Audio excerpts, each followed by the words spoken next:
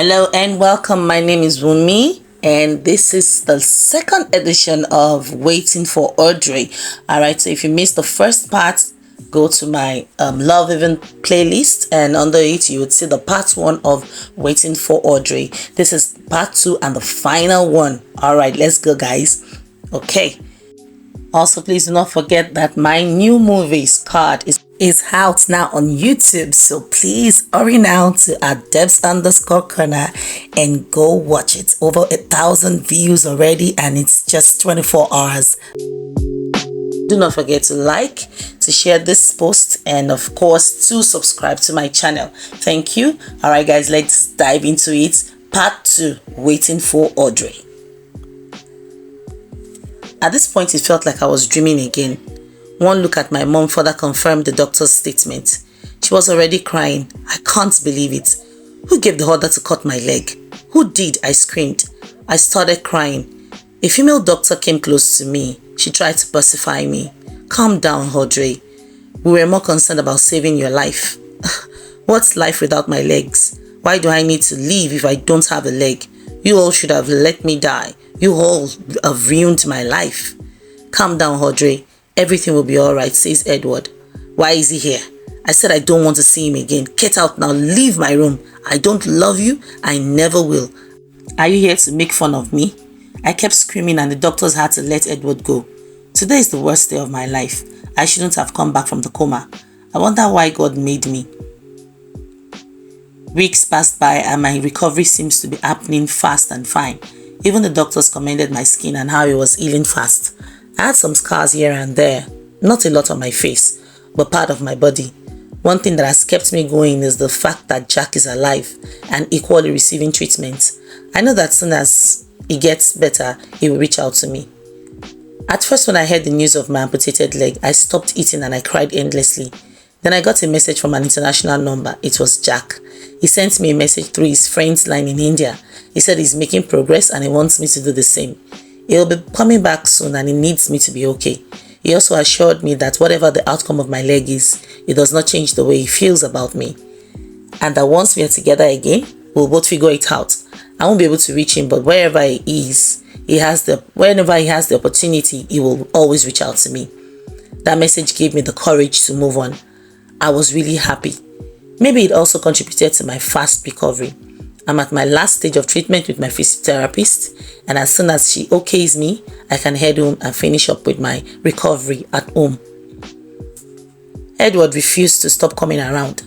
First few days after my news, he would sit at the lobby where my mom tries to persuade me to let him care, since he wasn't asking anything in return.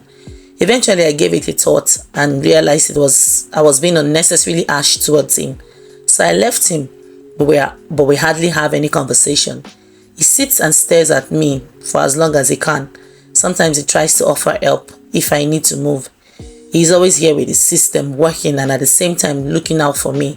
He has been a gentleman and I think I have been too unfair to him. I decided to ease up since he wasn't expecting anything from me. Few weeks later. Finally, I get to leave the hospital today.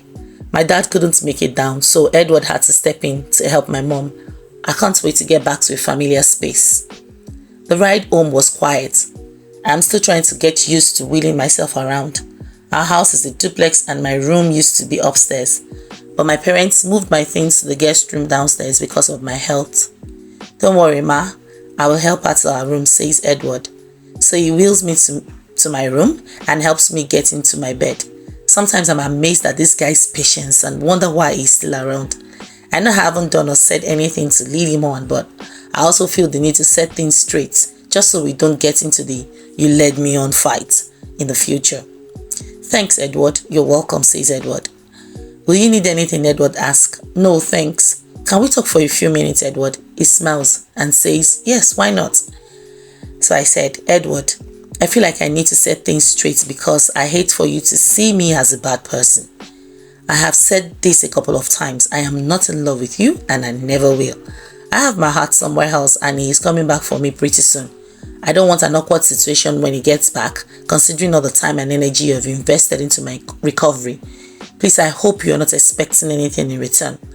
He looks at me for a while and then he smiles and says, can I bear my mind a little before I leave? And I said, yes, go ahead. I just did the same. Okay. Thank you, Audrey. I understand what it means to love someone. I've been there before. You don't just get up and walk away from love because the circumstances don't feel right. And for that, I respect you. Do I like you a lot? Yes. Would I have loved for us to work something out? Yes. However, despite my desires and feelings over the past months, I do not intend to stop you from loving or wanting who you choose. I am around as a friend, Audrey. Nothing more. I would love to help in any way as a friend, if you will let me. I also lost my sister through a similar fate, and I know how hard it was for us all. So if it's okay with you, allow me extend my hand of friendship. But if not, I will stop coming, I promise. After that speech, it would be very wicked of me to say no to his friendship. He obviously meant no harm. Okay, Edward, I just wanted us to be on the same page. Okay then, replied Edward. He stretched out his hands and says, to friendship, and I shook his hands. The following week was a roller coaster of events and emotions for me, from physical pain and exhaustion to emotional pain caused by Jack's silence. I think I must have dived a bit in my recovery because it really affected me. Thank God for Edward, he was there through it all, and I must confess, it made it a little easy for me. I would have given up if not for him. Things got worse 3 months after I was discharged from the hospital. My parents came into my room to see me. Audrey, how are you? Asked my mom. I'm fine, Mom. It's been months now since you got back and we thought you must have become strong enough to handle certain truths. We hid something from you because we didn't see the need to put you through much pain, considering your health. What is it, Mom? She handed over an envelope to me. The envelope. Yeah, I remember.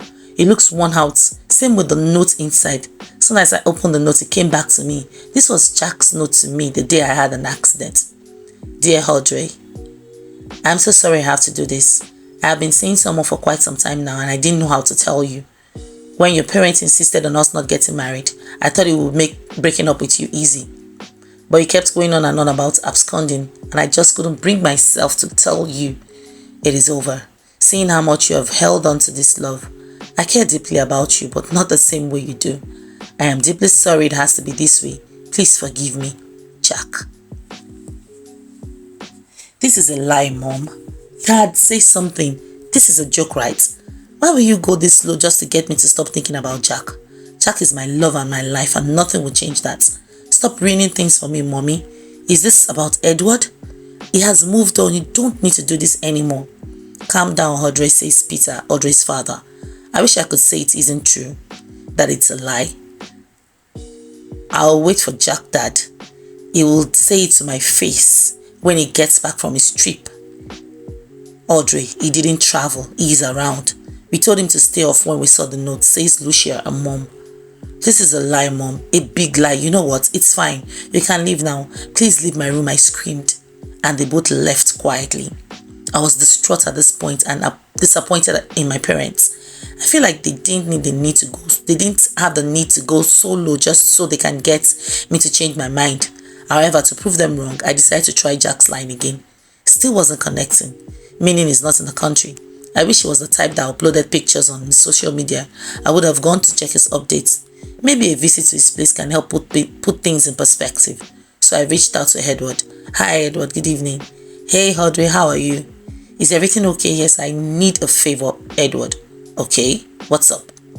Can you please take me out tomorrow morning if it's not a big deal? I mean, I can find an alternative if you can't make it. Slow down, Audrey. Where do you want to go? Jack's place. And please, I don't want my parents to know. Please, Edward. There was a long pause from his hand. Hello? Edward, are you there? Yes. You know what? Never mind. I'm sorry I called. Audrey, calm down. I will take you there, but on one condition. What is it? Promise me you'll be a big girl and not make me regret my decision. I promise. Okay, so what time? 8 a.m. Okay, see you at 8. Thanks, Edward. Anytime. The next day. I don't know why my chest suddenly feels tight as we approached Jack's house. It's not like I believe my parents, but I am also scared of what I might find. Even though somehow I still doubt the possibility of Jack leaving me for another. I was seriously praying in my mind that this would be a lie and I can rub it on my mom's face. We got to the front of the house and Edward says, Audrey? Yes. Remember your promise. Yes, Edward. But is there anything you aren't telling me, Edward? We are here already. Since you're sure you won't break down, I think it's best you confront your truth. Okay. Thanks, Edward. So I stepped out of the car with my crutches. Edward was already at the other side to help me out of the car. I walked by myself to the door, knocked and heard a female voice. 1 minute, please. Then the door opens and I see this woman with her belly shooting out. She should be about 6 to 7 months gone. Good morning, I said with a smile. Is Jack around? Hi, good morning. Yes, who should I say is? Babe, who is there? Someone says from inside. Honey, it's for you. And then the door opens wider and I see Jack. No jokes. The letter was real.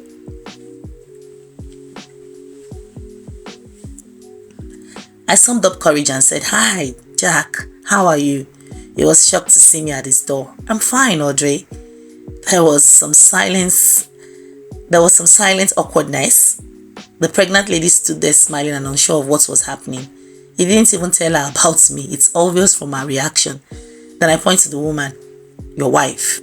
And he replies, yes. Okay, cool. Just heading back from the hospital. It's been a while I heard from you, so I thought to stop by and say hello. Do you want to come in and take the pressure off your leg, says the wife. No, not to worry. I'll be on my way. Now that I know that you're fine, I'll be on my way. Take care, Jack. And she replies, Olivia. Yes, Olivia. Congrats. Thanks, replied Olivia. Audrey, right? Yes, Audrey. I don't know where I got the courage from. I turned around and moved a few steps. Then I heard their door close. It wasn't even bothered about how I got there or how I intend to make it back home in my condition. My tears started to flow. I was shaky and I think Edward noticed. He got down from the car and ran towards me to help me into the car. I'm glad he did. When we got into the car, he turned to say something. I didn't let him speak. I looked straight on and I said, drive. Edward moved the car immediately. I just stared at the road, but I was blanked out. A few minutes later, I found my voice and I asked, can you please take me to your house? I don't want to face my mother's judgmental look yet. Okay. So we got to Edward's place. My goodness, his apartment is beautiful. But my mind was too broken to take it all in. As soon as I sat down, I started weeping. Edward sat there and didn't say a word. He got me some tissue to clean my face. I held the tissue but lacked the strength to clean up. I just continued crying. Then I asked, who sent me the message at the hospital? He paused for a bit and said, I asked a friend too. You connived with my parents to deceive me? To make me look like a fool? Why am I even here? I hate every one of you. How dare you, Edward? Who gave you the right to know what's best for me? Who the hell do you think you are? Take me out of here now. Audrey, stop! That was the first time I heard him raise his voice. Stop this. Just stop. What gave me, your mother, your father, the right to seek the best options for you is the love we have for you. When your blood won't stop gushing out, when the wound threatened your life, when you went pale like you had almost left us, when you refused to eat because you heard the news of your leg and we knew what it took to get you to that point. Love gave us the right and we took it. So if you think that dying was the best option rather than have your leg amputated and get a prosthetic later to fix things, or you think it was better to die than watch the love of your life be with someone else, then I must have misjudged your good sense of reasoning. And I hate to tell you, I'm not sorry. I am not. I will do it again if I have to just save your life. I sat there and I listened to every word. I realized I would have done the same too. Gone all out, do all I can to save the ones I love. Give my arms and legs if I have to. I guess I have been unappreciative of all their efforts. So I said to him, I'm sorry, Edward. I started crying again. Can I hold you? Asked Edward. I just nodded. He held me and it felt good to be comforted by him. A few minutes after, I slept off on his couch and didn't wake up until late. Edward was sitting on the chair when I did wake up. Beside me, he was working on his system. Hey, are you okay? I replied, I'm so sorry. I must have held you back from whatever you had planned for the day. No, it's okay. You hungry? Asked Edward. Yes. Okay, so I made some food. Little rice with lots of vegetables. I know you're on a diet because of your leg. Thank you. We ate in silence and I felt a little better, but it still hurts inside. I can't believe I was wrong all along. Audrey, yes? If you feel the need to stay here for a while, you can. I can get one of my mom's helps to come stay with you and tend to you when I'm not around. There are rooms and I promise I won't invade your privacy.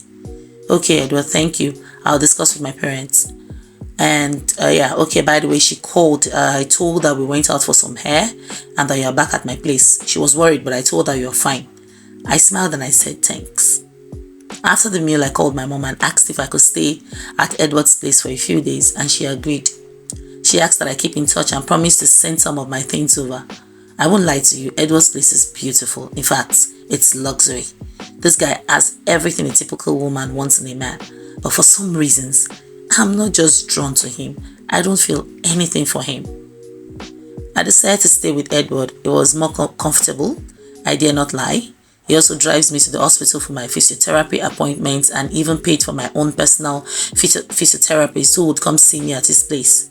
His mom sent a help over to tend to my needs. His parents have been there to see me twice, just like I have always known them to be pleasant. They showered me with love and made sure I was very comfortable. Edward kept to his words. He never crossed the line in any way. I find myself loosening up and talking to him more than before. He doesn't treat me like I am handicapped. He allows me the free space to do things on my own and only steps in when I ask for help. And I like that. It makes me feel independent. We've grown so close, but I still do not feel a thing for him. Just about the second month of my stay, he got back from work and said he wanted to speak with me. So I said, go on. Then he says, Audrey, I just need some clarity or perhaps some closure, and I don't want you to be offended by this. Okay, what's up? The truth is, when my parents touched on the idea of us getting together, it appealed to me. I mean, I didn't even have to think about it for a minute. This is Audrey and we come from way back. Plus, you have grown to be a beautiful woman, so it wasn't hard for me to imagine you as my spouse. It also brought back some old memories and our petty fights when we were much younger. Knowing that you didn't want me and you were in love with someone else would have been a turn off, but surprisingly it wasn't. I was even more impressed about how much you held on to your love for me. It was exceptional. That's how I want to be loved. I know you already told me you're not attracted to me in any way, and I just wanted to be sure. I've held on to you for so long. The whole accident made me love you more, but I can't force it. I just want to know if I'm free to date. I don't want you finding out that I am dating and think I've been lying to you all along. Come on, Edward. Is that why you're acting so serious? That's fine. We're friends and we're cool. I'm okay with it. Okay. Thank you. Is there someone? I asked. Well, she's always been around me, but I just never allowed my heart to want her. But now, I feel like you're certain about what you want and I want to try. Perhaps she might be right for me eventually. Okay, that's fine. I hope it works out and I hope to meet her as well. What's her name? Barbara. Nice. Can't wait to meet her. I said this, but in my heart I began to have a funny feeling. I knew I had to leave immediately. Please excuse me, I need to call my mom. I want her to bring some things for me. And by the way, am I still allowed to stay? I hate to cause some friction between you two. Of course, I'll discuss with her. I know she'll be fine with it, says Edward. So I turned and I left. I wasn't going to call my mom.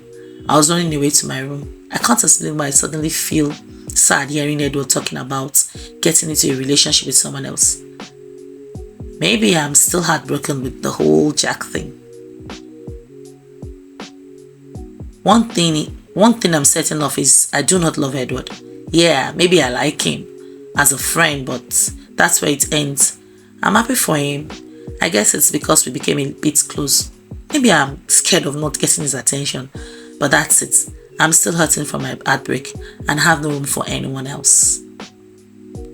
The weeks went by pretty fast. By now I should have returned home, but I like Edward's place and he's not complaining. He's been having lots of calls with Barbara and less time for me, which I think is normal. I wonder why I'm even thinking about that. Anyway, today's Saturday and I intend to have fun. We have this game of cards we usually play.